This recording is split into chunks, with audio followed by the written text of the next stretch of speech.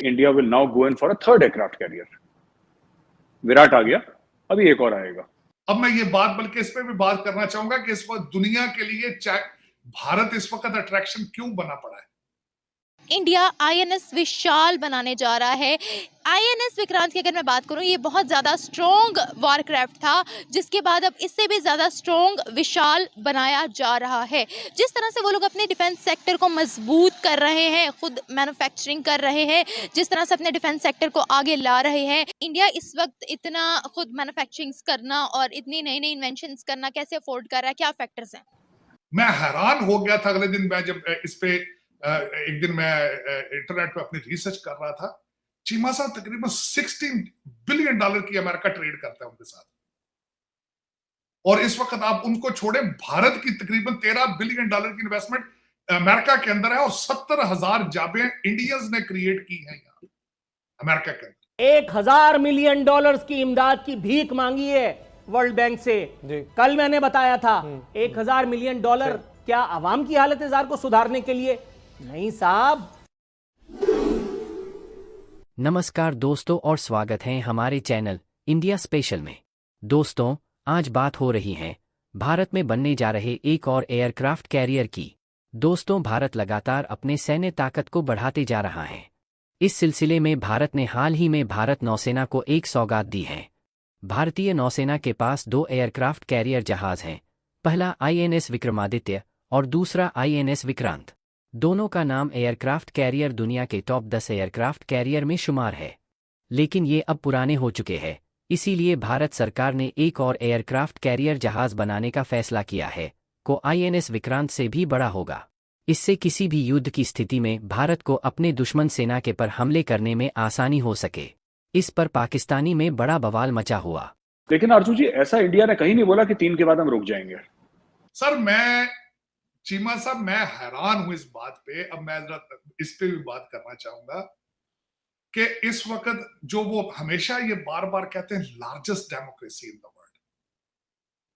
अब मैं ये बात बल्कि इस पे भी बात करना चाहूंगा कि इस वक्त दुनिया के लिए भारत इस वक्त अट्रैक्शन क्यों बना पड़ा है।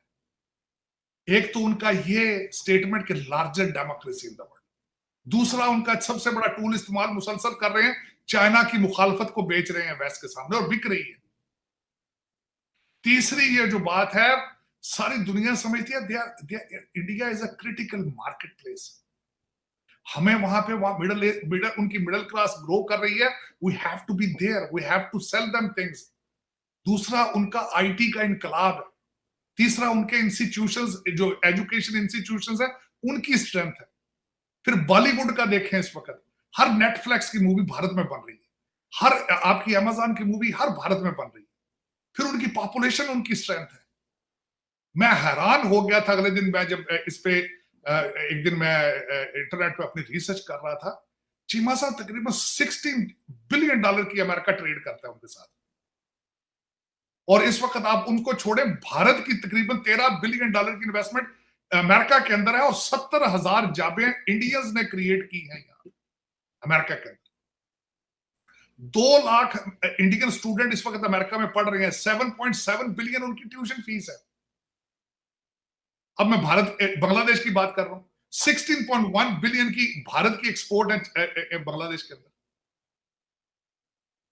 तो दूसरा, उनका बॉर्डर साथ मिलता है, वो एक दूसरे के साथ। और दूसरा, आप देखें दोनों मुल्कों ने तरक्की कितनी की है। आप मुझे मैं हमेशा ये कहता हूं, खास आप गए होंगे रशिया, तो पुतिन के साथ बैठ के क्या बातें करते हो कि मैं ये फला प्रोडक्ट लेके आऊं, ये ले लें जी, हम एक्सपोर्ट करना चाहते हैं।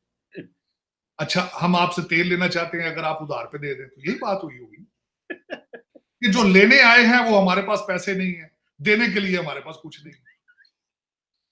तो आपके रिलेशनशिप, मैं कहता हूं, आज आ भी जाते हैं, पुतिन साहब आ जाते हैं पाकिस्तान, की दोगे तो की लोगे उनको। ट्वाइस उसका विजिट कैंसिल हुआ है। चाइना के भी प्रेसिडेंट का कैंसिल हो रहा है। वो कह रहे हैं मैं फोटोशूट के लिए नहीं आना। नहीं, ना लेने को कुछ है, ना देने को कुछ है। क्या देंगे उनको? जलसे ही है, पीटीआई के जलसे में बुला लें पुतिन साहब को, तो तकरीर करा रहे हैं उनसे, यही हो सकता है मैक्सिमम। आप इससे ज्यादा कुछ भी नहीं कर सकते। और इस वक्त पाकिस्तान के अंदर फ्लड में पैसे देना, इस वक्त आप देखें तो सही, कभी आप नोट करें न्यूयॉर्क आकर या लंदन जाकर पाकिस्तान का नाम लेकर किसी से पूछे कि आपके ज़हन में पहली चीज क्या आती है, कि मेरी ख्वाहिश है।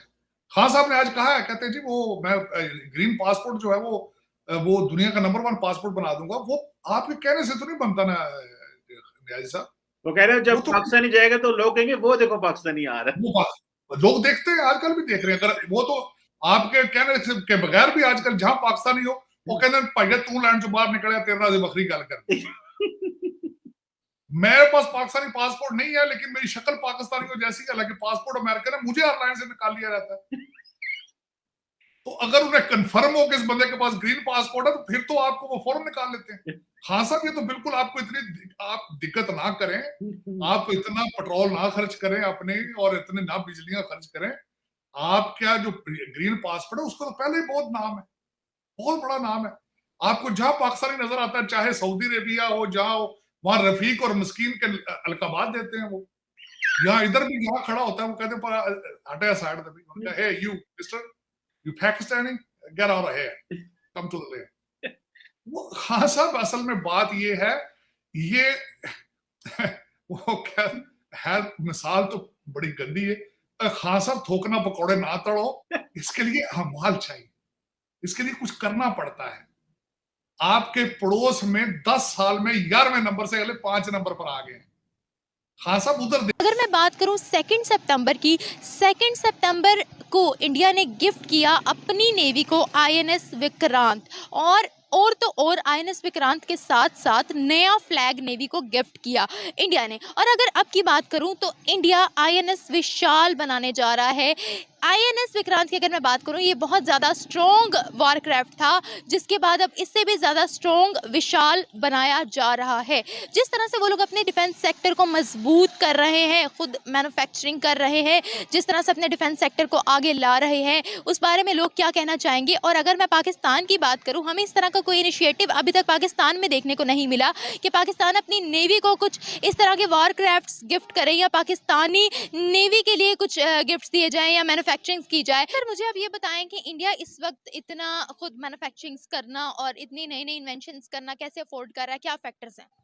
मैम इसकी सीधा सा जवाब है कि Indian economy is a way better as compare to Pakistan. Why?